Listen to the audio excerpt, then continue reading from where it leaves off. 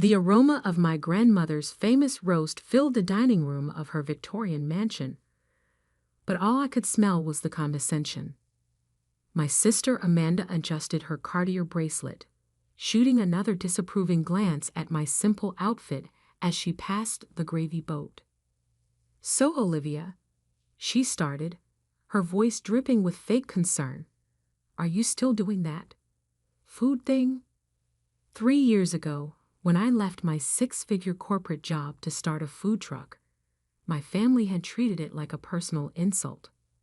Now, sitting at our traditional Christmas dinner, they still saw me as the embarrassment, the Harvard MBA graduate who chose to sling tacos instead of joining the family investment firm.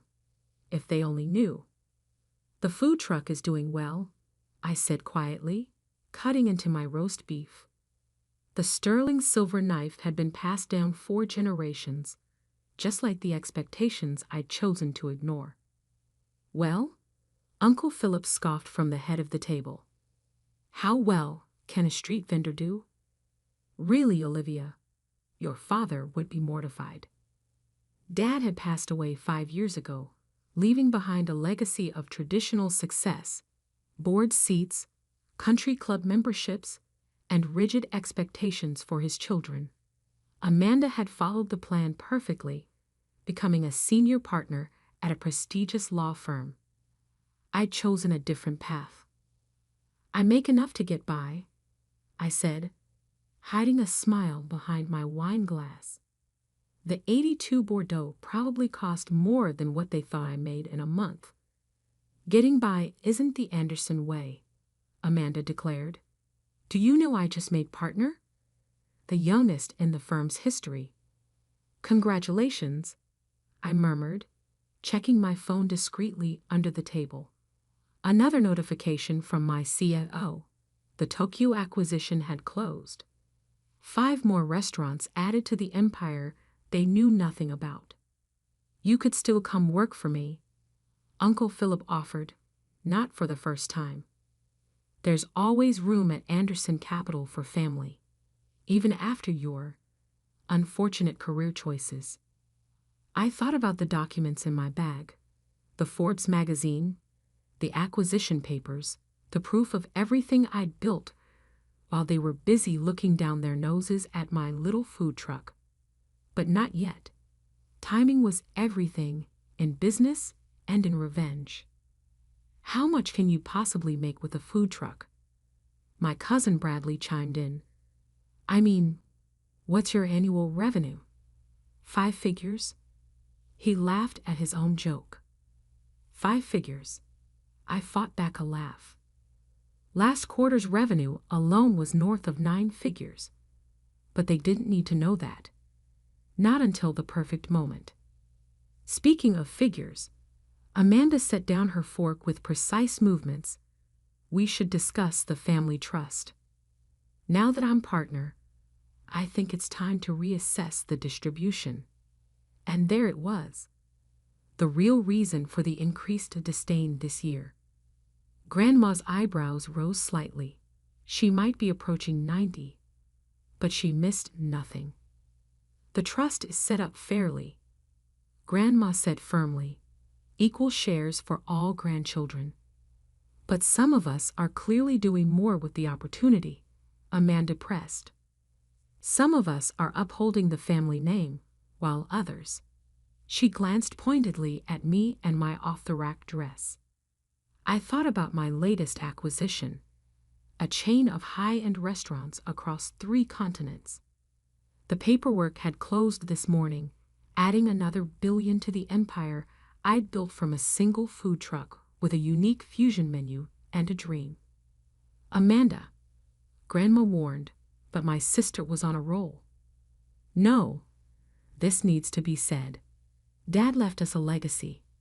And what did you do with your portion of the initial inheritance, Olivia? Bought a truck and some cooking equipment? It's embarrassing." That initial inheritance, $250,000 each, had been the catalyst. Amanda had bought a luxury condo. I had invested in my first food truck. East meets West eats, with a menu that combined Asian street food with American classics. The lines had started forming by the second week. "You're right," I said softly. "I did buy a truck." Finally, she admits it. Amanda threw up her hands. A Harvard MBA, serving street food. Do you know what people say? How it reflects on us? I thought about the write-up in last month's Wall Street Journal, carefully hidden from my family. The stealth restaurant queen. They'd called me, detailing how I'd quietly built one of the fastest-growing hospitality groups in the world. And that ridiculous name, Bradley added. East meets West eats. Sounds like a cheap takeout joint. The name that was now trademarked in 47 countries. The brand that had grown from one truck to 300 restaurants. The empire that none of them had noticed building because they were too busy judging its humble beginnings. "I saw your truck at the business district last week," Amanda continued. "Standing there in the cold, serving food to office workers. Is that really what you want to do with your life?" I had been at the truck that day, not because I had to be, but because I still worked it once a month. It kept me grounded, connected to where I started. The fact that none of them recognized me in my food truck uniform, quietly serving corporate warriors and construction workers alike, said everything about how they saw service workers. "You know," Grandma interrupted, her voice carrying that subtle authority that came from old money. "Your grandfather started in manufacturing, actually worked the factory floor." "That was different," Uncle Philip protested. "Those were different times." "Were they?" I asked quietly. "Or do we just pretend they were to justify looking down on certain kinds of work?" Amanda rolled her eyes. "Oh, spare us the working class hero speech. You're not some inspirational story, Olivia. You're a cautionary tale. I mean, seriously, a food truck? How embarrassing." The word hung in the air like a challenge. Around the table, I saw the familiar looks. Pity, disappointment, condescension. They'd been the same looks I'd gotten 3 years ago when I parked my first truck on the corner of 47th and Madison. Slowly, deliberately, I reached for my bag. "You're right, Amanda," I said, pulling out the latest issue of Forbes. "It is pretty embarrassing." Finally, she sees reason. Amanda sat back, triumphant. "Yeah," I continued, sliding the magazine onto the table. "Being called the fastest-growing restaurant chain in North America is pretty embarrassing. Almost as embarrassing as this cover photo." The silence that fell over the table was absolute. On the magazine cover, I stood in my chef's whites, arms crossed, with the headline, "The Food Truck Revolution. How Olivia Anderson Built a Billion-Dollar Empire One Meal at a Time." Grandma's fork clattered to her plate. The silence at my grandmother's antique dining table stretched like pulled caramel, sweet, tense, and ready to snap. Amanda's face had gone through several shades of red before settling on a sickly pale. Uncle Philip's hands trembled as he reached for the magazine. This is impossible," he stammered, flipping pages frantically. "Billion-dollar empire?" 3 billion, actually," I corrected gently. "The magazine went to print before the Tokyo acquisition closed this morning." Bradley choked on his wine. "Tokyo." I took another bite of roast beef. 43 high-end fusion restaurants across Japan. They approached us after our success in Singapore last year. "Us." Amanda's voice was barely a whisper. "Who is us?" "East meets West Restaurant Group. Though we maintain different brand names for different market segments. The food trucks, there are 50 of them now across major cities, still carry the original branding. The fine dining establishments use more elevated names. Le Fusion, Grandma said suddenly. Everyone turned to look at her. She smiled. That new place on Fifth Avenue that's impossible to get into. That's yours, isn't it? I nodded. Along with Golden Bridge in San Francisco, Sky Fusion in Chicago, and about 300 other locations worldwide. Uncle Philip was still staring at the magazine. But how? When? Remember when I said I was getting by with the food truck? I pulled out my phone, opened my portfolio app. The first truck grossed $800,000 in its first year. By year 2, we had 5 trucks and our first small restaurant. The concept proved so popular, we had investors begging to get in on series of funding. Series A. Bradley leaned forward. Like startup funding? We've gone through Series F now, I said casually, though I maintained controlling interest. Never let investors dictate your vision. Amanda found her voice. But you work the truck. I've seen you. Standing there in that uniform. I work every location at least once.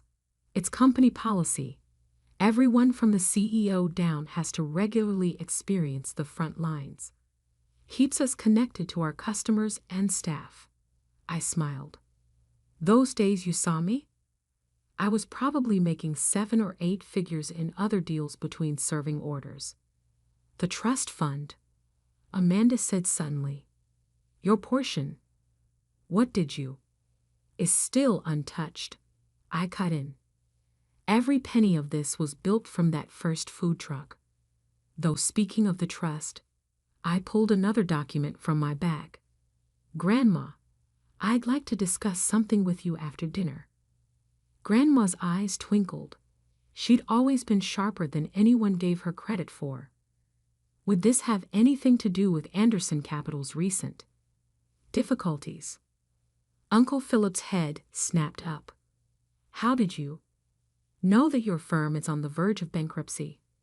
I finished for him. Because I've been buying your debt through shell companies for the past year. Waiting for the right moment. The color drained from his face. You? What? Remember last March when you loudly told everyone at Easter brunch that my little food experiment would never amount to anything? That was the same day I purchased the majority of your corporate bonds at a discount. Interesting timing, wouldn't you say? Amanda stood up so quickly her chair toppled backward. This is a trick. Some kind of elaborate joke. You serve tacos from a truck. Actually, I said, pulling up a photo on my phone. Today's truck special was Kobe beef sliders with wasabi aioli and pickled daikon. We sold out by noon, just like we do every day, at every location. I turned to Grandma. Which reminds me, how would you feel about us opening a location here? The old Anderson factory building is empty, and I think the symmetry would be appropriate. The factory isn't for sale, Uncle Philip snapped. Actually, Grandma said softly, I believe it is. And I think it's a wonderful idea, Olivia. You can't be serious. Amanda's voice rose to a shriek. She abandoned the family business, chose to become a food vendor. No, I corrected, standing slowly. I chose to build my own business, and now I'm offering to help save yours. I turned to Uncle Philip. Anderson Capital needs a capital injection of roughly $300 million to avoid bankruptcy. I'm prepared to offer that in exchange for a controlling interest and a complete reorganization of the management structure. He slumped in his chair. How do you know the exact amount? Because I've had a team analyzing your books for months. Did you really think that new junior analyst, the quiet one you never bothered to speak to, was just another employee? She reports directly to me. Bradley whistled low. Damn, cuz, that's cold. No, I said firmly. Cold is mocking someone's dreams. Cold is assuming that success only looks one way. Cold is treating service workers like they're beneath you while they're building empires you never noticed. I reached into my bag one final time, withdrew a stack of contracts. So here's how this will work. Anderson Capital becomes a subsidiary of East Meets West Restaurant Group. Uncle Philip, you'll be offered a position on our board, non-executive, of course. Amanda, that corner office of yours. The building was part of a real estate package I acquired last month. Expect some changes to the lease terms. You can't do this, Amanda whispered. Actually, I can. And I am. I turned to Grandma. With your blessing, of course, as the family matriarch. Grandma looked around the table, at Uncle Philip's defeated slump, Amanda's shocked fury, Bradley's growing admiration, and then back to me. Her eyes were bright with something that looked like pride. You know, she said, your grandfather didn't just work the factory floor. He also drove the delivery truck himself, every Saturday, even after he bought the company. She lifted her wine glass. To new beginnings, built on honest work. I raised my glass in return, but Amanda wasn't finished. This isn't over, she hissed. You might have your fancy restaurants and your corporate takeovers, but you're still the girl who built $1 billion empire while you were busy looking down your nose at a food truck. I suggested. Who now owns the building where you work, the loans your firm took out, and the future of the family business? I smiled. You're right. It's not over. In fact, it's just beginning. I checked my phone one last time. Now, if you'll excuse me, I need to take this call. The London expansion won't negotiate itself. I stood straightening my simple dress. Oh, and Amanda? That food truck you saw me working last week.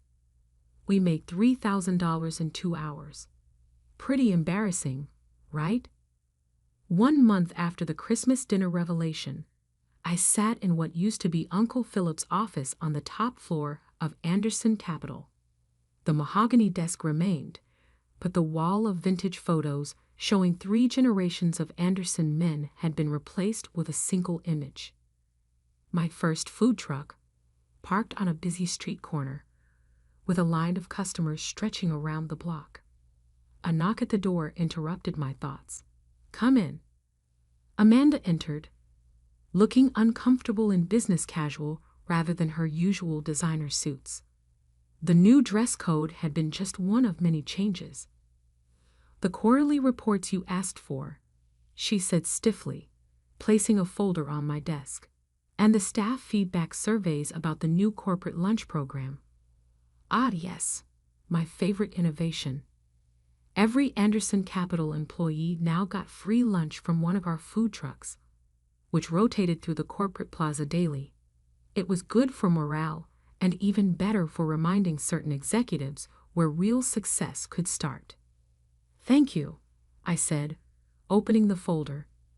How are you adjusting to the new position? Her jaw tightened. As part of the reorganization, I'd moved her from senior partner to head of community outreach, a role that required her to actually interact with the people she'd spent years looking down on. It's educational, she managed. Good, because I need you to handle something special. I pulled up a calendar on my tablet. Next week is the grand opening of our new flagship location. The factory conversion? She frowned. I thought that was months away. I smiled. When you have 300 restaurants worldwide, you learn how to move quickly. The old Anderson factory will reopen next Thursday as Heritage Hall, a combination high-end restaurant, culinary school, and community space. And what do you need from me?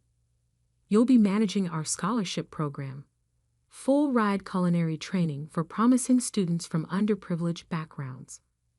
The same people you used to walk past without seeing when they were working in food service. Her face flushed. Is this punishment? For how we treated you? No, Amanda. It's opportunity. The same kind I had. The chance to build something meaningful, regardless of where you start. I stood, walking to the window. Did you know that 70% of our restaurant managers started as line cooks or servers? That our Tokyo expansion is being led by a woman who began as a dishwasher? I didn't know that. Of course not. Because you, like most people born to privilege, never looked past the surface. Never saw the potential in a food truck, or a service worker, or any success that didn't match your predetermined vision. Bradley's voice came from the doorway. But you saw it all along, didn't you? I turned to find my cousin leaning against the frame, looking surprisingly comfortable in the chef's whites he now wore as part of our management training program. Someone had to, I said. After the Christmas revelation, Bradley had been the first to approach me about learning the business from the ground up. He'd spent the past month working in our kitchens, learning every aspect of operations. The calluses on his hands had replaced his Rolex as his new badge of honor. The first truck arrives in 10 minutes, he said. Ready for the lunch rush? Amanda looked confused. You're not actually going to work the truck? Of course I am. I removed my blazer, revealing the familiar East meets West uniform underneath. Every executive works a shift at least once a week, including you, starting today. Me? Her voice rose an octave. But I'm not. I don't know how to. You'll learn. Bradley grinned. Like I did. Nothing teaches humility like getting slammed during lunch rush. As if on cue, Uncle Philip appeared, already in his uniform. The former banking titan had surprised everyone by embracing his new role in operations management with unexpected enthusiasm. Today's special is selling out at every location, he reported. The Fusion Faux Burger concept is a hit. Good. I handed Amanda her uniform, because we're about to serve it to 300 hungry finance workers who used to be your colleagues. She stared at the clothes like they might bite. I can't. Yes, you can. And you will. I checked my phone. Grandma's coming to observe, by the way.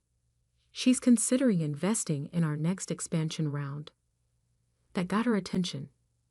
Grandma? Working a food truck? Not working, though, she offered. She wants to see the magic happen. I smiled. She said it reminds her of when Grandpa used to let her ride along in the delivery truck, back when the Anderson name meant something more than just status. Amanda looked at the uniform again, then at me. Is this really what you want? To have us all serving street food? No, I said quietly. What I want is for you to understand that every job has dignity. Every worker has potential. Every success story has a beginning. I gestured to the photo of my first truck. That wasn't embarrassing. It was foundational. The sound of voices rose from the plaza below, the lunch crowd gathering, drawn by the now familiar sight of our trucks. Time to work, Bradley announced. Coming, sis. Amanda hesitated for one more moment, then took the uniform. I still think you're crazy, she said, but there was less bite in her voice than before. Crazy enough to build an empire from a food truck, I reminded her. Crazy enough to save the family business. Crazy enough to believe that sometimes the best revenge isn't serving it cold, it's serving it with a side of humble pie. As we headed down to the plaza, I thought about that first day with my truck, the doubt and determination that had driven me. The empire had grown beyond my wildest dreams, but the core remained the same. Good food, honest work, and the quiet satisfaction of proving everyone wrong. Hey, Olivia, Amanda called as we reached the plaza. That wasabi aioli sauce. Will you teach me how to make it? I smiled. Maybe there was hope for her yet. First rule of the kitchen, sis. You have to earn your recipes. Now let's show you how to work the grill.